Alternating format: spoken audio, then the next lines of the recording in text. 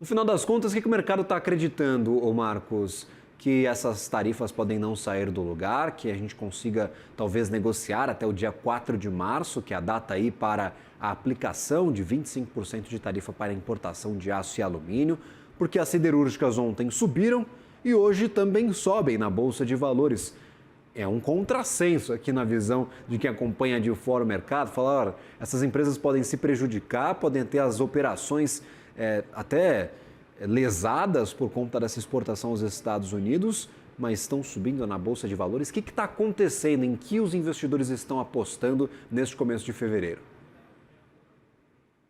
Bom, Gabriel, com relação, ao anúncio dessas tarifas por parte do governo norte-americano, nós acreditamos que o impacto aqui no Brasil ele é marginal, tá? Quando nós consideramos a relevância, né, das exportações, principalmente no que tange aço e alumínio, que foi a pauta recente, não é um volume muito expressivo, né? Por exemplo, dos 40 bilhões de dólares que nós exportamos para os Estados Unidos ao longo de 2024, algo perto de 6 bilhões está ligado diretamente a aço e alumínio. Então, em um contexto geral, nós acreditamos que o impacto é marginal. No entanto, que o preço dos ativos, como, por exemplo, o próprio índice Bovespa, que acaba sendo um termômetro importante, né, da economia como um todo e até mesmo do câmbio, nós não vemos reflexo aí do anúncio dessas tarifas. É claro que a grande maioria das exportações do Brasil para os Estados Unidos vem de commodity. O Brasil é predominantemente um país exportador de commodity. Então, na nossa percepção, há um impacto muito maior, Gabriel, de uma eventual tarifa mais elevada na economia chinesa, que pode impactar um pouco a expectativa de demanda chinesa por matéria-prima vindo do Brasil, do que propriamente dito dessas tarifas sobre a economia brasileira. É claro que existe um ponto de atenção muito importante que nós precisamos considerar, é que nós não temos margem para erro aqui no Brasil. Então, nós estamos talvez em um dos momentos mais delicados aí das últimas décadas, com os juros voltando a subir para patamares que o mercado não projetava há alguns meses, inflação ao longo do horizonte dos próximos 2 anos, pelo menos acima da meta do Banco Central, e nós temos um governo que precisa arrecadar, né? Ou arrecadar ou eventualmente cortar gastos. Então, caso tenhamos uma retaliação por parte da economia brasileira, o que não é o melhor caminho, tá? Até porque, inclusive, viralizou uma frase do Donald Trump, né, no último mês, quando ele falou que o Brasil precisa dos Estados Unidos, mas os Estados Unidos não precisa do Brasil. Quando nós avaliamos estritamente pela ótica de exportações e importação, faz sentido essa frase do Trump, né? Os Estados Unidos é o nosso segundo principal parceiro comercial e o Brasil não está nem no top 15 parceiros comerciais da economia norte-americana. Então, sem sombra de dúvidas, caso haja uma retaliação do Brasil com relação à imposição dessas tarifas, a economia brasileira pode ser penalizada. Não é o cenário base que nós temos, como eu disse anteriormente, visto que nós não vemos como uma alta relevância do volume de exportação brasileira, principalmente no que tange o aço e o alumínio. Mas se efetivamente essa guerra comercial se agravar, nós podemos ter uma queda também, até indiretamente falando, na arrecadação brasileira. Porque imagina que as empresas que vendem e que exportam para os Estados Unidos passarão a exportar um pouco menos, né? Então, essas empresas produzirão menos, vai vender menos e, consequentemente, terá uma menor arrecadação, né? Então, existem algumas variáveis que nós precisamos considerar, mas o efeito direto nós vemos como algo marginal e que não tenha muita relevância, ao menos por enquanto. O senhor fala sobre commodities, que, por exemplo, tarifas mais duras contra a China podem talvez reduzir o apetite do país para comprar commodities no mercado internacional, boa parte dessas commodities vindas do Brasil. Sobre o que a gente está falando? É petróleo, é minério de ferro, são commodities agrícolas? O que vocês monitoram como mais importante para a nossa Bolsa de Valores, para os ativos de renda variável por aqui? Gabriel, sem sombra de dúvidas, minério, tá? Quando nós analisamos, por exemplo, a composição da Bolsa Brasileira, Vale, que é uma das principais empresas do setor do planeta, tem uma representatividade muito grande no índice. De maneira geral, né, basicamente mais de 50% do índice Bovespa é bancos e commodities. Então, quando nós tiramos bancos dessa análise, sobra Vale, Petrobras principalmente, tá? Commodities agrícolas também, sem sombra de dúvidas, têm um peso, só que as commodities agrícolas são matérias que são essenciais, né? Então, nós acreditamos que o principal impacto disso pode vir através de pressão inflacionária e não propriamente por uma demanda menor como consequência dessa política de tarifas. Agora, minério de ferro e petróleo principalmente, nós acreditamos que pode ter um impacto, tá? O mundo como um todo, Gabriel, vem lutando aí nos últimos anos para combater o fantasma da inflação, né? E nós temos uma percepção de que essa guerra comercial, ela pode dificultar ainda mais o trabalho dos bancos centrais, porque à medida que há imposição de tarifas, você tem dois caminhos imediatos. Ou você repassa preço para toda a cadeia produtiva, e esse pode ser um problema caso o Brasil venha retalhar essas tarifas impostas pelos Estados Unidos. Lembrando que hoje o Brasil impõe uma tarifa superior a produtos americanos do que os americanos a produtos brasileiros. Então, a posição de tarifa vindo por lá, do ponto de vista unicamente político, poderia simplesmente igualar o que já acontece no mercado.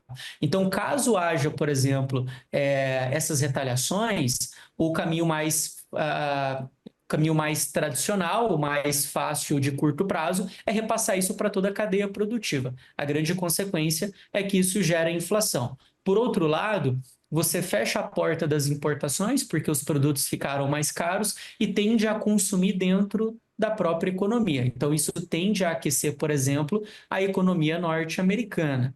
No entanto, que após nos últimos meses, após o Trump ganhar as eleições presidenciais, e essas tarifas foram um dos principais fatores de campanha eleitoral do Trump, a gente revisou um crescimento um pouco acima do que era previsto para a economia americana. Eles devem desacelerar um pouquinho, mas ainda deve ter uma economia crescendo dentro do seu potencial. Então, nós vemos que esses são os dois principais impactos, né? Um repasse de preço gera inflação ou uma economia doméstica mais aquecida. O grande problema tem produto que você não tem opção, né? Você não tem dentro da sua própria economia. Então, você entra em uma seara de total dependência dos seus parceiros comerciais.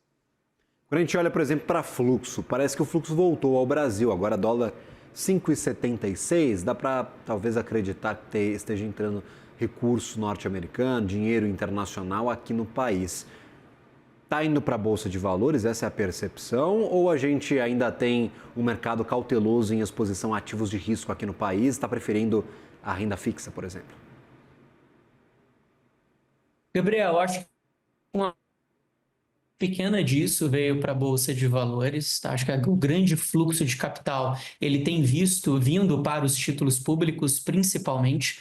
Quando nós consideramos o nível que as NTN-Bs, por exemplo, que são os títulos públicos indexados à inflação, vêm remunerando, nós estamos falando de um dos maiores juros reais do planeta, quando nós comparamos, né, com os nossos pares, e um dos maiores juros reais das últimas décadas, quando nós comparamos com o próprio Brasil. Então, efetivamente, existe um prêmio elevado na mesa. É claro que um outro impacto relevante que nós vimos com relação a esse câmbio saindo de 6,30 e voltando para baixo de 5,80 é que inicialmente existia uma expectativa que pudesse haver uma tarifação contra a China na casa de 60%. Em um cenário de 60% de tarifa, nós teríamos uma China demandando menos matéria-prima, demandando menos commodities globais.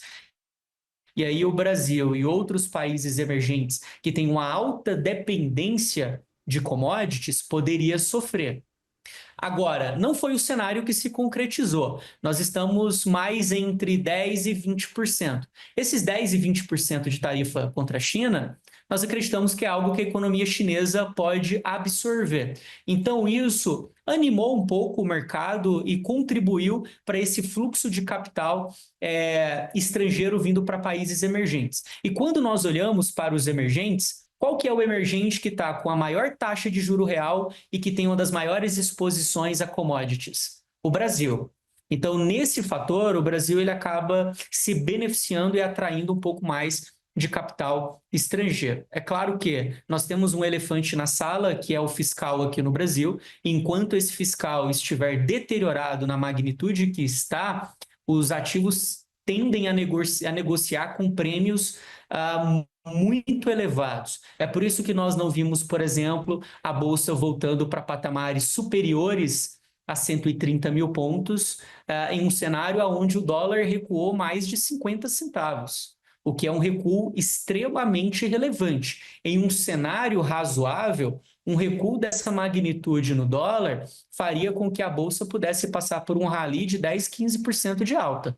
E não foi o que nós vimos, justamente dado esse cenário fiscal. Porque quando você tem juros em níveis mais elevados, como os juros atuais, isso impacta diretamente o valuation das empresas negociadas em bolsa. Então, imagina, o valor justo de uma empresa negociada em bolsa é simplesmente uma conta onde nós consideramos o crescimento de lucro dessas empresas no futuro e trazemos esse valor a valor presente, descontando-se o custo de capital das companhias. Com a Selic indo para 15, o custo de capital ele fica em um patamar extremamente elevado, o que faz com que as empresas precisem ter um ajuste no seu valuation e negociar em níveis historicamente baixos, como nós vimos atualmente. Então, infelizmente, o fluxo não veio para a Bolsa. Eu acho que tem um gatilho importante na economia doméstica que talvez irá contribuir muito mais do que o cenário externo para esse bom humor do gringo voltando a aumentar o fluxo de capital entrando aqui no Brasil. Na WMS, vocês mantêm projeção para Ibovespa? Vocês fazem essas contas? Quanto que vai, talvez, fechar o Ibovespa neste ano? A gente sabe que são contas complicadas. O mercado quebrou bastante a cara aí nestes últimos anos, tentando projetar 140, 150 mil pontos. E, no final das contas, a gente praticamente não saiu do lugar. Pega o histórico do Ibovespa desde 2019... é 125, 118, 127, 130, 118. A gente não sai muito do lugar, não tem aquela valorização constante na nossa bolsa, por conta, claro, de diversos problemas que surgiram ao longo dos últimos anos. Vocês mantêm essas projeções? Sim, Gabriel, nós temos projeções, só que essas projeções, elas dependem de gatilhos que nós precisamos, de fato, acompanhar com relação aos próximos trimestres. Existe uma frase do Howard Marks, que é um gestor que nós gostamos de acompanhar aqui no nosso escritório, que ele diz que a gente não deveria perder o nosso tempo tentando prever o futuro, mas que nós temos obrigação de entender exatamente aonde nós estamos. E quando nós desenhamos os nossos modelos para entender o que seria um valor justo, por exemplo, para a Bolsa Brasileira, nós estaríamos falando de algo perto de 145 mil pontos para o final do ano. Só que esses 145 mil pontos se dá através de um prêmio muito elevado na renda fixa. Então, se não houver um potencial de alta superior ao que nós temos na renda fixa, você anula qualquer possibilidade de fluxo de capital para a Bolsa Brasileira. Então, quando nós consideramos o nível de prêmio da renda fixa, a Bolsa deveria ir para 145. Agora, esse é o nosso cenário base. Nós vemos uma Bolsa em 145 pontos, não é o nosso cenário base. Hoje, quando nós desenhamos o nosso modelo de alocação, nós estamos o que nós chamamos de under, né? A gente está com uma alocação menor em Bolsa do que, historicamente, a gente vem carregando nos nossos portfólios, tá?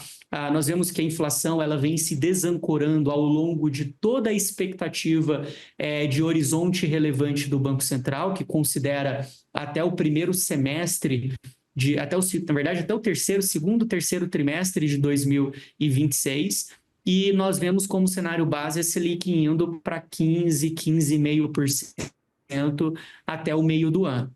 Então, diante desse plano de fundo, nós vemos pouco espaço para o Ibovespa ir para esse que seria um valor justo de 145 mil pontos, a não ser que haja um ajuste fiscal e estrutural do que nós temos pela frente.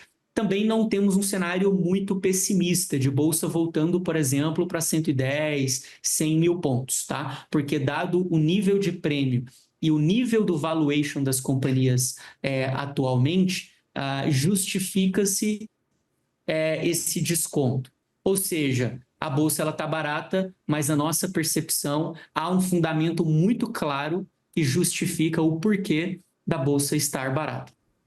Perfeito. Marcos Moreira, sócio da WMS Capital, seja sempre bem-vindo à nossa programação. Obrigado por compartilhar as projeções, as preocupações e, claro, a leitura do cenário atual, o que pode ou não acontecer com a Bolsa de Valores, os ativos de renda variável. Uma ótima tarde a você, sempre bem-vindo. Obrigado, Gabriel, e todo o time da CNN pelo convite.